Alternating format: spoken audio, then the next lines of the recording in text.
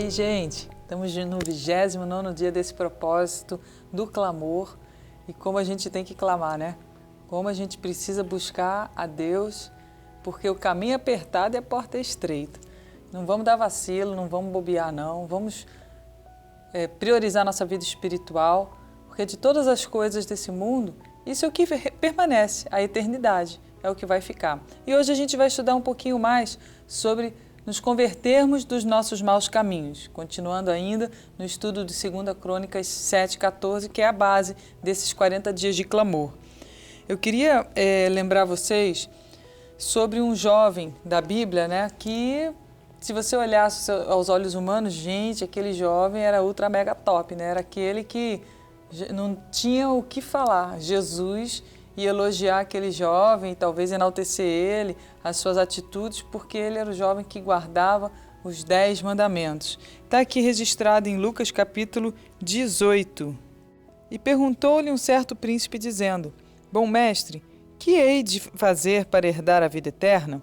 Jesus lhe disse: Por que me chamas bom? Ninguém é bom senão um, que é Deus. Sabes os mandamentos: não adulterarás, não matarás, não furtarás, não dirás falso testemunho, honra a teu pai e a tua mãe. E disse ele: Todas essas coisas tenho observado desde a minha mocidade. E quando Jesus ouviu isso, disse-lhe: Ainda te falta uma coisa. Vende tudo quanto tens, reparte-o pelos pobres e terás um tesouro no céu. Depois, vem e segue-me. Mas ouvindo ele isso, ficou muito triste, porque era muito rico. E vendo Jesus que ele ficara muito triste, disse: Quão dificilmente entrarão no reino dos céus os que têm riquezas.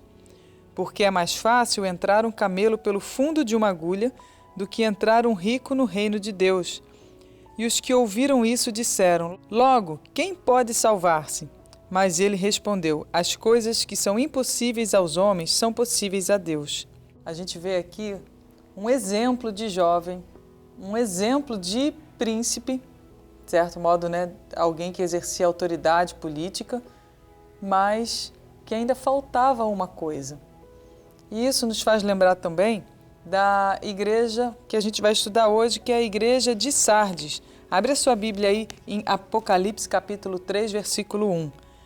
E ao anjo da igreja, que está em Sardes, escreve: Isso diz o que tem os 7 Espíritos de Deus e as 7 estrelas. Eu sei as tuas obras, que tens nome de que vives e estás morto.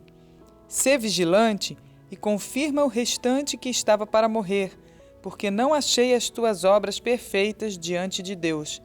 Lembra-te, pois, do que tens recebido e ouvido, e guarda-o, e arrepende-te. E se não vigiares, virei sobre ti como um ladrão, e não saberás a que hora sobre ti virei. Mas também tens em Sardes algumas pessoas que não contaminaram suas vestes e comigo andarão de branco, porquanto dignas disso são. O que vencer será vestido de vestes brancas, e de maneira nenhuma riscarei o seu nome no livro da vida. E confessarei o seu nome diante de meu Pai e diante dos seus anjos. Quem tem ouvidos, ouça o que o Espírito diz às igrejas.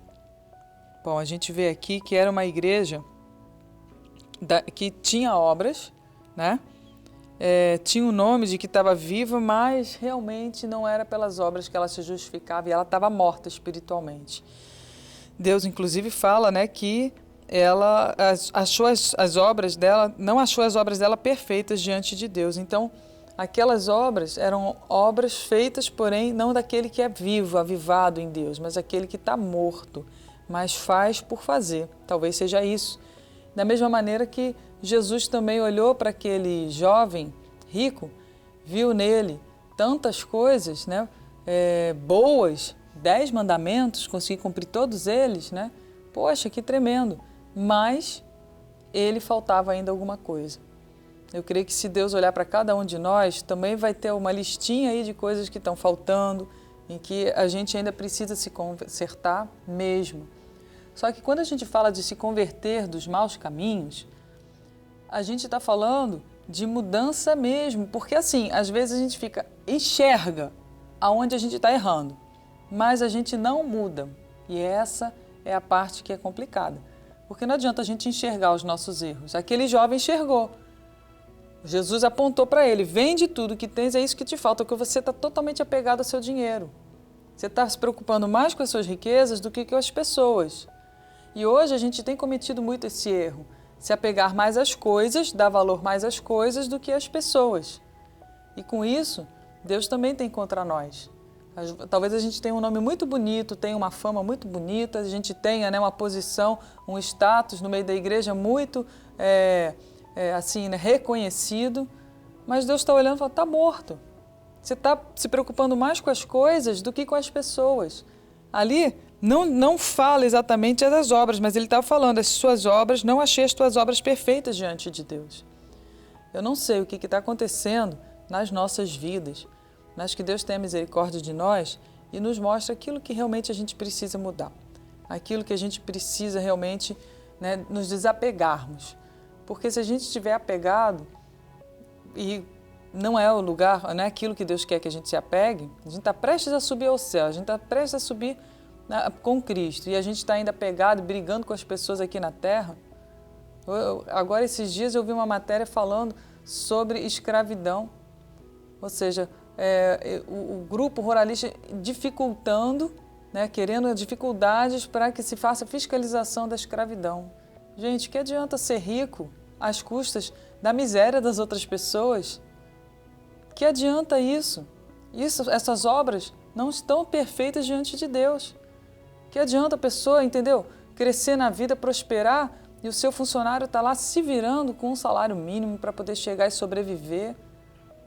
Porque hoje em dia não é que um salário mínimo seja digno o salário o trabalhador do seu salário, mas tenta viver, patrão, com um salário mínimo para você entender o que o seu funcionário passa. A gente precisa ser cristão não só de boca, a gente precisa ser cristão de atitudes. Se realmente supre as necessidades, ok. Mas às vezes não está suprindo a necessidade e essa pessoa está necessitada. Você pode fazer mais por ela, entende? Então se desapega das coisas e olha para as pessoas que estão ao seu redor. De repente Deus colocou pessoas tão boas ao seu redor para te ajudar em tantas coisas, em tantos projetos, né? E o que você tem feito por essas pessoas? Será que elas não estão passando fome, necessidade? São honestas, não roubam, né? Não fraudam nada. Mas por que não melhorar se você pode? Por que não pensar no próximo e pensar apenas em si? Então a gente precisa realmente parar, olhar, ver, orar a Deus. E aquilo que Deus tocar no nosso coração, assim como Jesus falou com aquele jovem rico, a gente também vir executar. Não fazer como ele, né, que se entristeceu e foi embora. Ele podia ser mais um discípulo de Jesus, poderia estar na história, mas acabou sendo o príncipe que amou mais o dinheiro do que o próprio amor às almas. Isso é sério. Vamos orar? Meu Deus, que coisa séria, Senhor. Meu Deus, que temor que vem sobre o nosso coração quando a gente começa a entender o que o Senhor, meu Pai, estava falando para as igrejas. E, meu Deus, é tão vivo, a palavra é tão viva, Senhor, que ela é tão eficaz, que hoje a gente consegue entender, Senhor, quantas coisas nós também estamos errando. Aqui no estudo de hoje a gente falou da questão do amor e apego ao dinheiro, Senhor, como o jovem rico era apegado ao dinheiro, apesar de fazer tantas coisas boas, amar ao Senhor, amar ao próximo, né, honrar todos os compromissos, não idolatrar, guardar o sábado, não adulterar e assim por diante, mas faltava para ele uma coisa. Senhor, o que nos falta? Fala conosco assim como o Senhor falou claramente, meu Deus. Claramente, meu Deus, aquele homem. Ajuda-nos, Senhor, a desapegarmos das coisas e amarmos mais as pessoas do que as coisas, Senhor. Porque como o Senhor disse, meu Deus, na outra parábola, louco, amanhã te pedirão a tua alma e tudo que tens para quem será. Quantas vezes, meu Deus, a gente está só programando o dia do amanhã, a gente nem sabe o que vai acontecer no dia do amanhã, Senhor, se estaremos vivos ou não. Meu Deus, ajuda-nos a ter o teu coração, Jesus. Ajuda-nos, Senhor Deus, a renunciar, porque qualquer coisa que nós renunciarmos por amor a Ti, o Senhor diz que nós ganharemos 100 vezes mais ainda nessa terra, Senhor. Abre o nosso entendimento, Senhor. Perdoa os nossos pecados e, meu Deus, que nós venhamos nos converter mesmo, mudar dos nossos maus caminhos, Senhor. Porque todo mundo quer, meu Deus, que o Senhor ouça a oração, né? Que, meu Deus, perdoe os pecados e saia da terra. Mas muitos, meu Deus, não querem se humilhar, orar, buscar sua face e se converter dos maus caminhos. Meu Deus, a promessa do Senhor só se cumpre quando nós cumprimos essas quatro, meu Deus, meu Pai, essas quatro atitudes, só conseguimos alcançar, meu Deus querido, meu Pai, as mudanças, meu Pai, necessárias, Senhor, começar dentro do nosso coração, porque pelo exterior também não adianta, Pai. Não queremos ser como a igreja de Sardes, que tinha nome de que viva, mas estava morta. Meu Deus, aviva-nos, Senhor, ressuscita-nos, Pai, é o que nós te pedimos de todo o coração no nome de Jesus. Amém. Irmãos, a coisa é apertada, o caminho é apertado, mas sabe, a gente não pode ser aquele tipo de pessoa que só pratica aquilo que nos é conveniente. Não, se a gente quer ser cidadão do reino dos céus, a gente tem que praticar a justiça do reino dos céus e viver as regras do reino dos céus. Por isso, para mesmo, se consagra, contempla, clama, né? Põe teu coração no altar de Deus, porque a gente não sabe quantos dias mais nós viveremos nessa terra. E se talvez esses sejam os últimos dias que nós tenhamos aqui na terra, vamos então vivê-los intensamente para Deus, praticando o reino de Deus e dizendo, né, venha o teu reino, Senhor, seja feita a tua vontade, estabelece sobre nós o teu domínio. Que Deus te abençoe em nome de Jesus. Ele está sempre ao teu lado, está pronto a te ajudar. Perdoa os teus pecados, Ele não quer te ver chorar, porque te amou. Jesus te amou, sofreu na cruz, porque te amou.